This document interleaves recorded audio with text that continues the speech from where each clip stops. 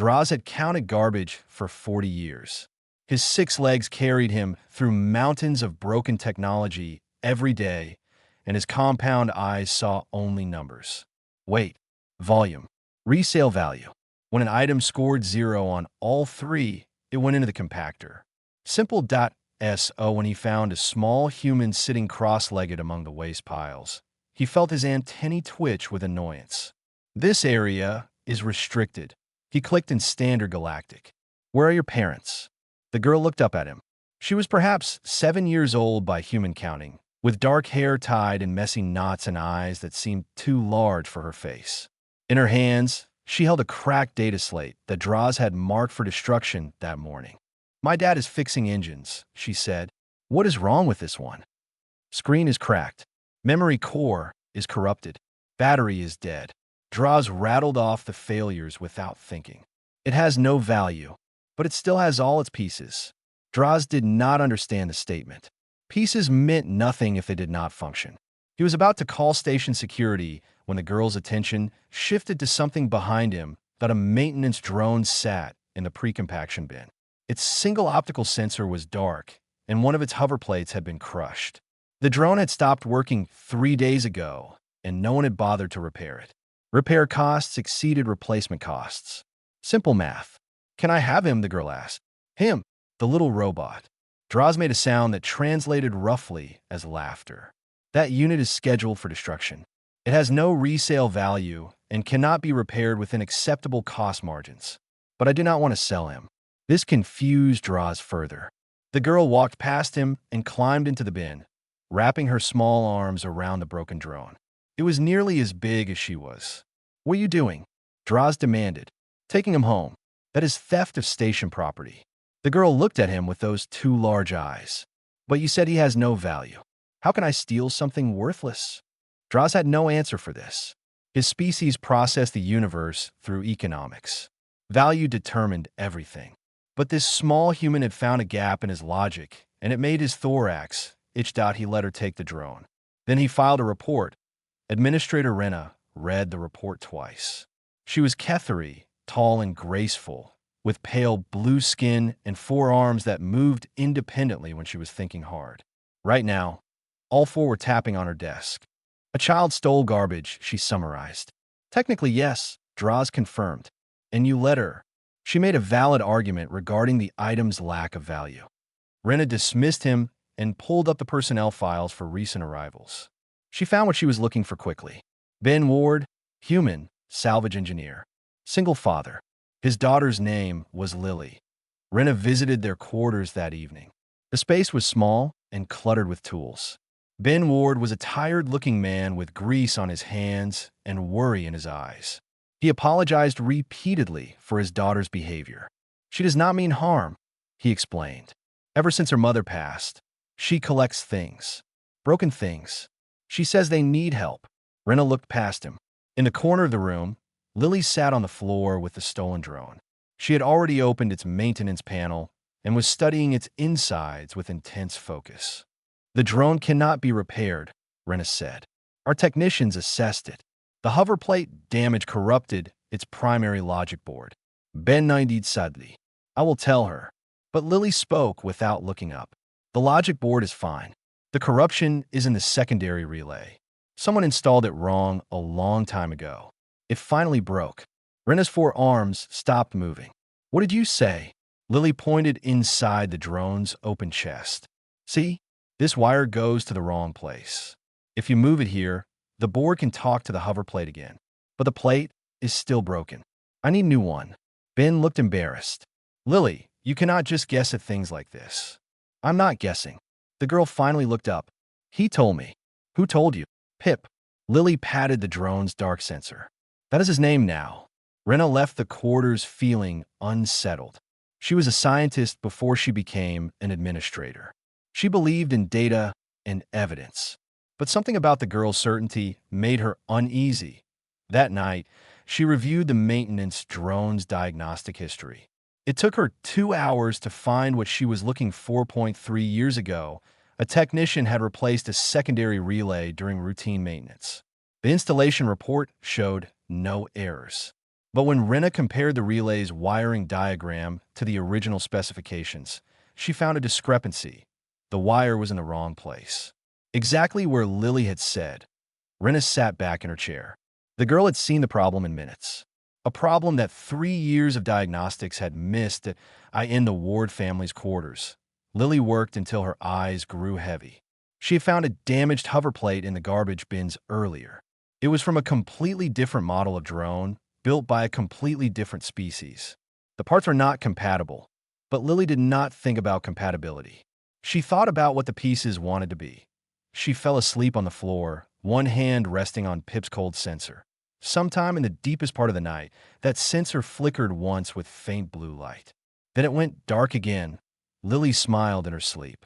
"I knew you were still in there," she whispered. The broken drone had no answer yet, but it was listening. The complaint started on day 8. Draws marched into Administrator Rena's office with a datapad clutched in 2 of his front legs. His antennae were vibrating with irritation. "Items are disappearing from the pre-compaction bins," he announced. 17 pieces of broken technology in the past week. "Someone is stealing my garbage." Rena did not need to ask who. She had been monitoring the Ward family's quarters since her discovery about the relay wire.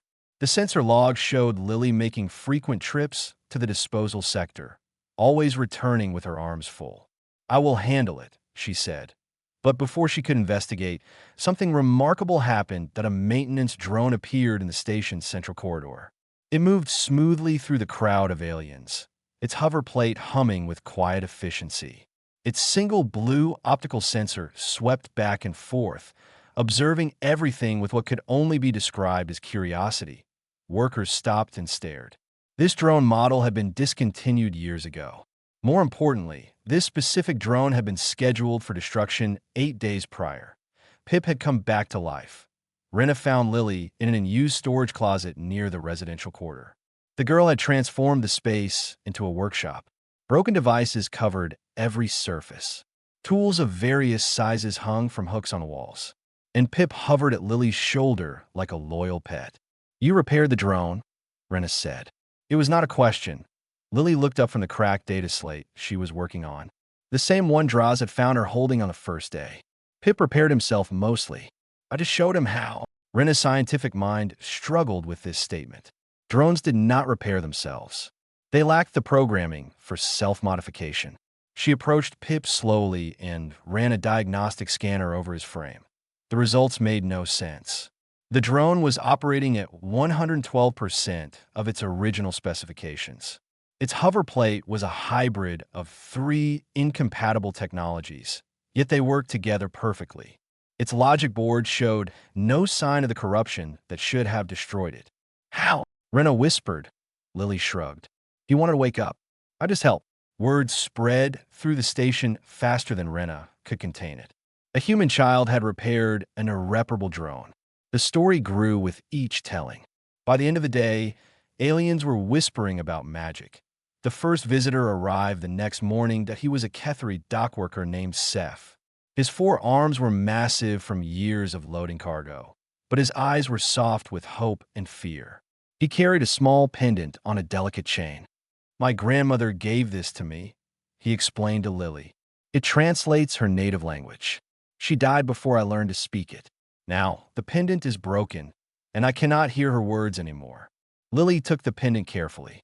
She turned it over in her small hands, studying the cracked casing and the dark crystal inside. "How long has it been broken?" 6 years. Every technician says the same thing. The crystal cannot hold a charge anymore.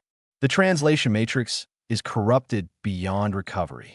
Lily pressed the pendant against her ear. She closed her eyes and was silent for a long moment. "Your grandmother sounds kind," she said. Finally, Seth's eyes widened. "You can hear her, not her voice, but the pendant remembers how she felt." Lily opened her eyes. "Come back tomorrow." Seth left, and Lily worked through the night. Pip helped where he could, fetching tools and holding wires. Ben checked on them twice, worried about his daughter's health. But Lily refused to stop. When Seth returned the next morning, Lily placed the pendant in his shaking hands. "I could not fix everything," she admitted. "Some of the translations are gone forever, but I saved what I could." Seth activated the pendant with trembling fingers. His grandmother's voice emerged, speaking the melodic language of his ancestors. He understood perhaps one word in 10, but he understood enough that he fell to his knees and wept. Rena watched from the corridor. She had been observing for 3 hours, documenting everything. Her data pad was full of notes that contradicted themselves. The pendant's crystal was dead.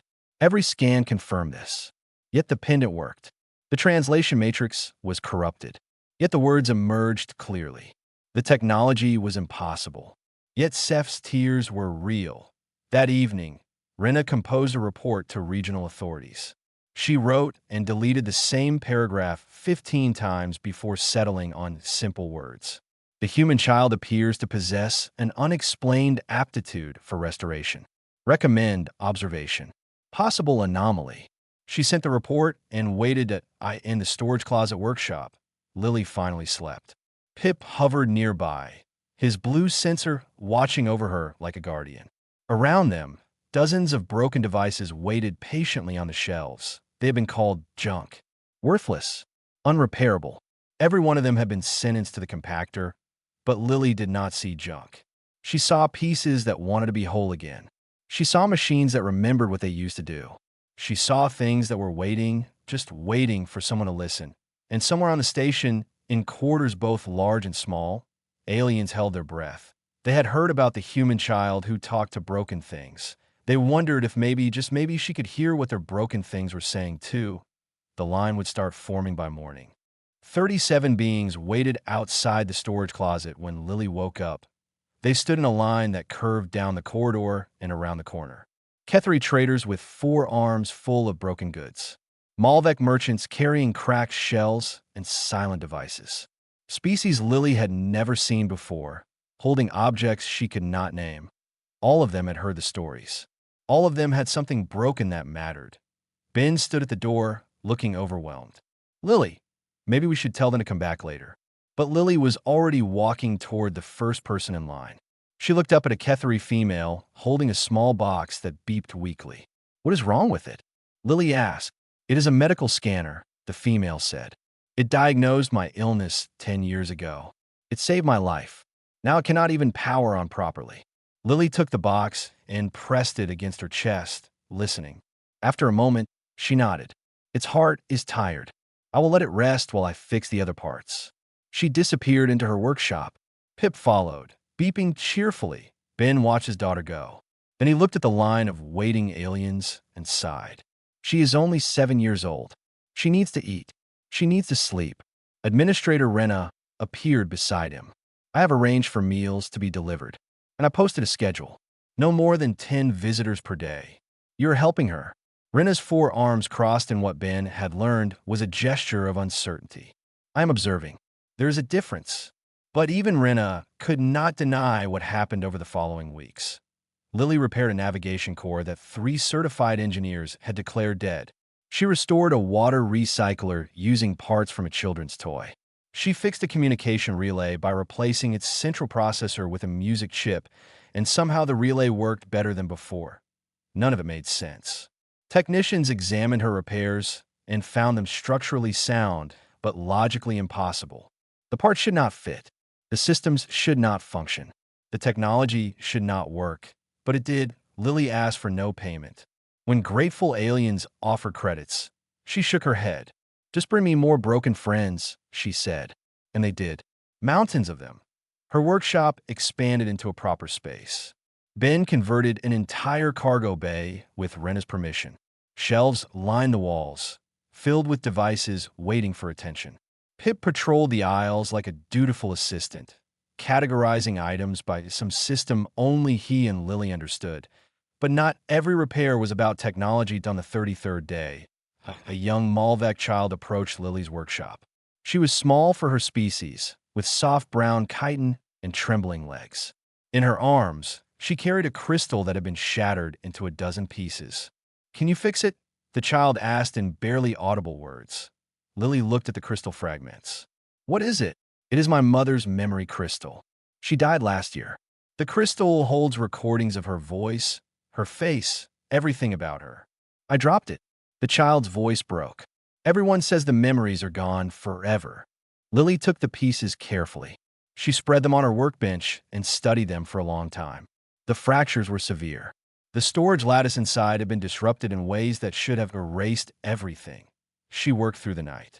And the next day, and the night after that, Ben tried to make her rest. Rena tried to explain that some things truly were beyond repair.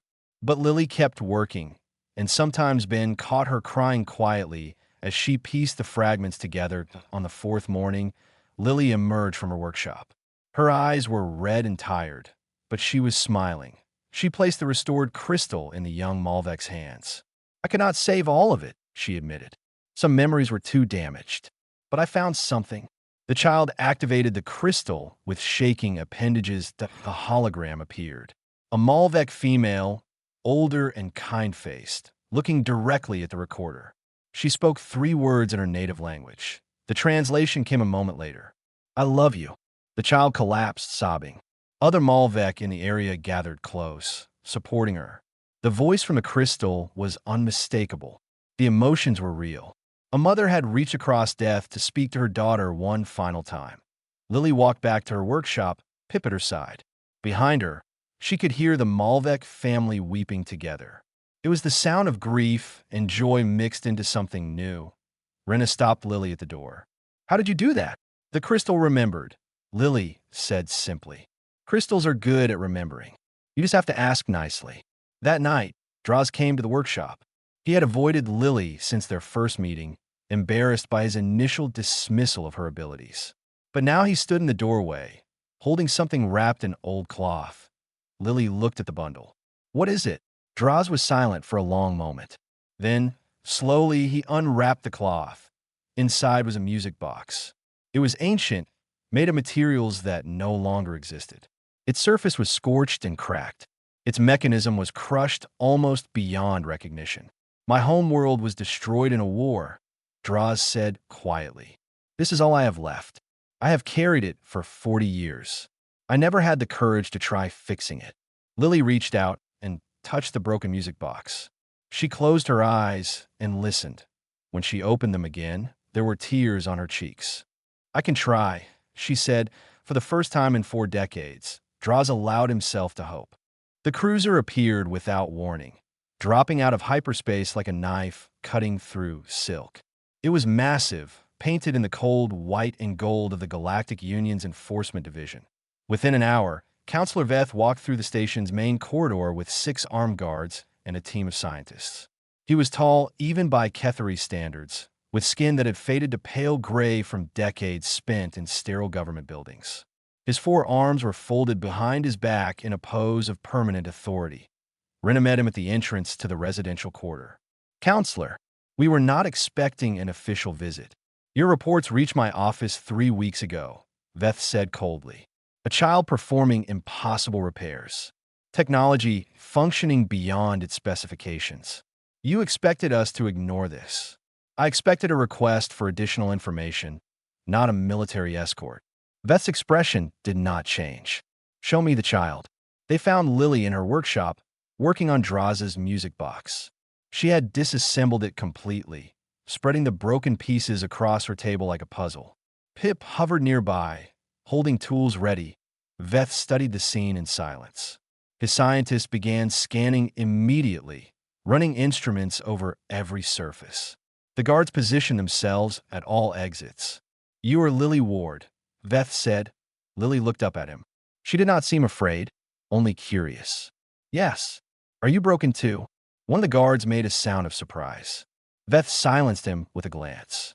"I am not broken," the counselor said. "I am here to understand what you are doing. I am fixing things. So I have heard. My analysts have reviewed 37 of your repairs. They defy every known principle of engineering. Parts that should not connect are functioning together. Systems that should not operate are exceeding their original capabilities." "Explain." Lily tilted her head. "The pieces want to fit. They just forgot how. I remind them." Veth's scientists exchanged glances. One of them approached Lily with a handheld scanner and ran it over her body. Then he did it again, frowning at the results. "No anomalous readings," the scientist reported. "No psychic potential. No genetic modifications.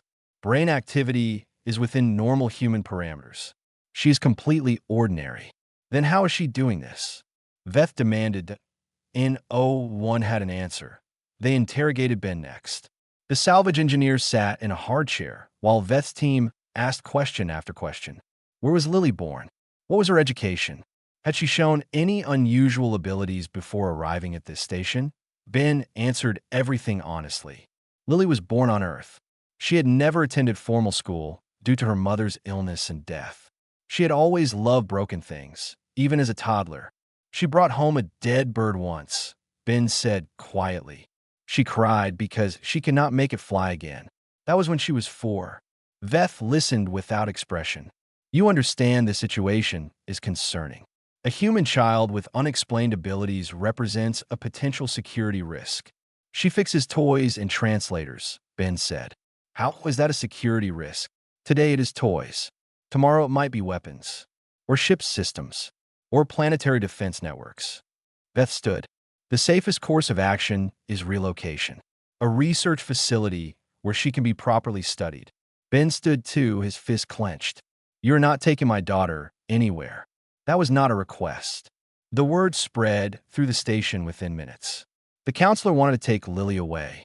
Armed guards surrounded her workshop. Scientists were preparing a transport pod. Rena found herself standing between Veth and the workshop door. Her 4 arms were spread wide in a blocking position that surprised even her. She is a child, Rena said. A 7-year-old girl who repairs broken things because it makes her happy. This is not a matter for military intervention. Step aside, administrator. No. The corridor was filling with people. Kethri workers, Malvec merchants, beings of a dozen different species, all of whom had brought their broken treasures to Lily's door. They did not carry weapons. They simply stood there, watching. Draws pushed to the front of the crowd. His antennae were rigid with anger. You want to know what she can do? He said. Let me show you. He reached into his carapace and pulled out the music box. It was whole now, every piece restored. The surface gleamed with new polish. The mechanism had been rebuilt with parts that should not exist. Draws wound the key and released it. Music played.it was a melody from a dead world, a song that had not been heard in 40 years. The notes were fragile and beautiful, carrying the memory of a civilization lost to war. Draz's compound eyes glistened with moisture that his species was not supposed to produce. The corridor went silent. Even Veth's guards lowered their weapons slightly. She gave this back to me, Draz said. A piece of my home that I thought was gone forever. And you want to lock her in a laboratory? Veth stared at the music box. Something flickered across his face, too fast to identify. How does she do it? He asked again, but quieter this time. Lily appeared in the workshop doorway. Pip floated beside her, his blue sensor fixed on the counselor. I just see what they want to be, she said. She walked past Rena, past the guards, and stood directly in front of Veth. She was barely tall enough to reach his waist. You have something broken too, she said. I can hear it. Right here. She pointed at his chest, just below his collar. Veth's forearms tightened. His face became stone. You do not know what you are talking about, he said. But Lily just looked at him with those 2 large eyes, and the counselor felt something he had not felt in 20 years. He felt afraid. Not of her, of what she might see. Sleep did not come for Counselor Veth that night. He lay in his assigned quarters, staring at the ceiling, replaying the moment in the corridor. A human child had looked at him and seen something no one else had noticed in 20 years. She had pointed at his chest and said he was broken. She was right. Veth's hand moved to the spot beneath his collar. His fingers found the outline of a small device embedded under his skin. A biocrystal implant, standard technology for bonded pairs of a species. It connected partners on a level deeper than words, allowing them to sense each other's emotions across any distance. His bondmate had been named Sarah. They had been connected for 30 years. Then she died in an accident, and the implant had gone dark. Not just inactive, damaged. The surge of grief that had flooded the connection had burned something inside the crystal. Every specialist in the Union had examined it. They all said the same thing. The damage was permanent. The implant would never function again. He would carry a dead piece of his wife inside him for the rest of his life. Veth had built walls around that truth. He had become cold and efficient, burying his grief under duty and authority. He told himself the implant did not matter. It was just technology, just another broken thing. But a 7-year-old human girl had heard it calling out for help. The deepest hour of the night, Veth found himself walking through empty corridors. His guards had been dismissed. He wore no insignia of rank. He was just a grieving man with a broken heart looking for something he could not name. Lily's workshop was dark, but the door was not locked. Veth stepped inside and found the girl sitting on the floor, surrounded by dim blue light from Pip's optical sensor. "You are awake," Lily said. She did not seem surprised. "So are you. The broken things are loud tonight." She gestured at the shelves around them. "They do not sleep. Sometimes it makes it hard for me to sleep too." Veth sat on the floor across from her. The position felt undignified, but he no longer cared about dignity. "You said I have something broken. How did you know?" "I heard it. It is quiet, but very sad. It wants to remember something, but it cannot." Veth's throat tightened. "It is an implant, a bio-crystal that connected me to my wife. She died, and the connection burned out." Lily was quiet for a moment. "That sounds very lonely." "It is. Can I see it?" Every instinct told Veth to refuse. The implant was deeply personal, a piece of his marriage embedded in his flesh. Showing it to anyone felt like exposing his soul. But he had seen what this child could do. He had heard the music from a dead world. He had watched a Malvec mother speak to her daughter from beyond death. Slowly, Veth unfastened his collar and tilted his head, revealing the small crystal bump beneath his skin. It was dark, lifeless, a tiny grave inside his body. Lily leaned close. She did not touch it, only listened. Her eyes closed, and she was silent for a very long time. "It misses her too," she said finally. Veth felt tears threatening. He had not cried since the day Sarah died. "Can you fix it?" Lily opened her eyes. For once, she did not answer immediately. "I do not know. It is very damaged, and it is connected to you, so I cannot take it apart. That makes it harder. Will you try?" The child looked at him, really looked at him, the way she looked at every broken thing that came to her door. Veth felt stripped bare under that gaze. All his authority and coldness peeled away until only the wounded man remained. "Yes," she said, "but you have to promise not to take me away." "I promise." Lily worked for 3 days. She used no tools on the implant itself. Instead, she sat with Veth for hours at a time, one small hand resting gently on his chest. She talked to him about Sarah, asking question after question. What did she look like? What made her laugh? What was her favorite color? What did her voice sound like when she said his name? Veth answered everything. He told stories he had not shared with anyone. He described memories he had tried to bury. He spoke Sarah's name aloud for the first time in years, and each time it felt like breathing after drowning. Ben watched from the doorway, worried about his daughter's exhaustion. Rena monitored from a distance, still documenting everything. The station held its breath. On the 3rd day, Lily withdrew her hand and smiled. "I cannot bring her back," she said softly. "I'm sorry, but I helped it remember." Veth felt something stir in his chest, a warmth that had been absent for 2 decades. The implant was activating, not fully, but enough. And then he heard her voice, just one word, a fragment the crystal had stored but could never play. Sarah saying his name, the way she always did when he came home late from work. Gentle teasing mixed with genuine love. "Veth." The counselor broke. He sat on the floor of a child's workshop and wept for the first time in 20 years. Great heaving sobs that shook his entire body. All the grief he had locked away came pouring out, and Lily let it happen without judgment. Pip hovered nearby, his sensor dimmed in what looked almost like respect. When Veth finally composed himself, his face was wet and his chest ached, but the ache was different now. It was not the ache of loss. It was the ache of remembering someone beloved. "Thank you," he whispered. Lily patted his hand gently. "She really loved you. The crystal told me so." Veth looked at this impossible child, this small human who could hear the hearts of broken things. "I know," he said. "I had just forgotten how to hear it myself." 3 months after Counselor Veth arrived at the station with soldiers and scientists, he departed with a single report and a changed heart. His official findings were careful and vague. He classified Lily's abilities as instinctive material empathy unique to human neurological development.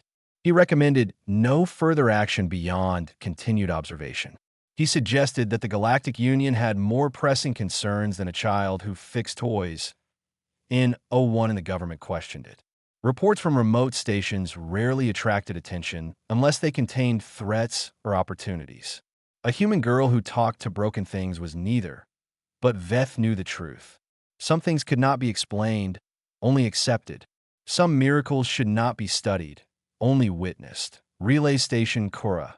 9 changed in the months that followed. The disposal sector, once a graveyard for technology deemed worthless, became something new. Workers removed the compactors and installed workbenches.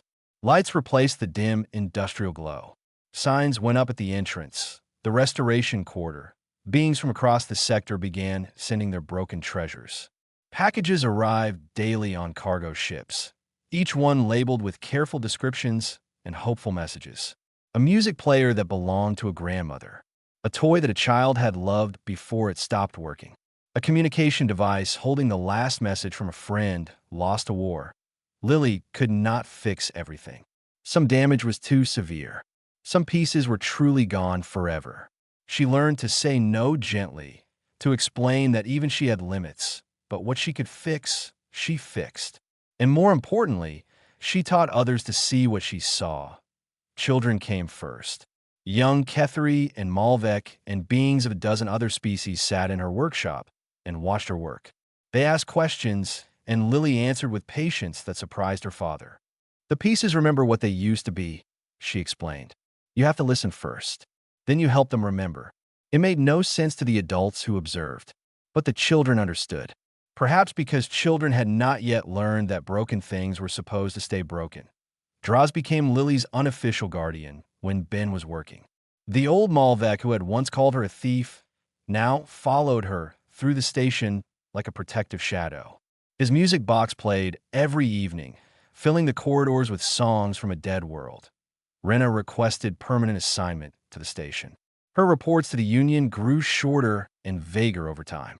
She had stopped trying to explain Lily and started simply helping her instead. When a delegation from Earth arrived to meet the miracle child, Lily hid in her workshop with Pip. She did not like being called a miracle. She did not like the way the visitors looked at her, as if she were a problem to be solved or a resource to be harvested. Ben found her sitting among her broken friends, knees pulled to her chest. They just want to understand, he said gently. I do not want to be understood. I just want to help. Ben sat beside her. Pip hovered nearby, his sensor glowing a protective blue. Then keep helping, Ben said. Let me handle the visitors. You do not owe them anything. Lily leaned against her father's shoulder. Do you think Mom will be proud? Ben's eyes glistened. I think she would be amazed. The years passed. Lily grew from a strange child into a strange young woman. Her network expanded across the galaxy. Restoration centers opened on 100 worlds, staffed by beings she had trained. The principles she taught were simple but revolutionary. Listen to the broken thing. Help it remember what it wanted to be. Respect its history even when you cannot restore it. But even as her influence spread, Lily never stopped working with her own hands. She still took items from the endless pile that arrived each day. She still sat in her workshop with Pip at her side, coaxing life back into things the galaxy had discarded. Her students often asked why she bothered. She commanded resources now. She could delegate everything. Why spend hours on a single cracked toy when she could oversee operations that helped thousands? Lily always gave the same answer point one evening. A journalist visited to document her story. She was writing a piece about the human who had changed how the galaxy thought about waste and worth. She asked clever questions and took detailed notes that could tee the end of the interview. She gestured at the pile of new arrivals in the corner. After everything you have built, why do you still do this yourself? Lily walked to the pile and picked up a small object. It was a child's toy, a little animal figure with one leg broken off and its paint worn away. By any reasonable measure, it was worthless. Because someone loved this once, Lily said, turning it over in her hands. And maybe someone will again. Pip beeped from his usual spot beside her, his sensor glowing warm and blue. He had been at her side for 20 years now, the first broken thing she had ever fixed. The first friend who had taught her that even junk could dream of being whole. The journalist left with her story. Lily returned to her workbench. Outside, the stars burned cold and distant. Ships carried cargo to 1,000 destinations. Beings lived and died and left behind pieces of themselves in the form of objects they had treasured. In a workshop on the edge of known space, a human woman listened to the broken things. She heard their memories. She felt their hopes. She understood what they wanted to be. Then she helped them become it, because that was what Lily War did. That was what humans did. They found the worth in worthless things, and they called it love.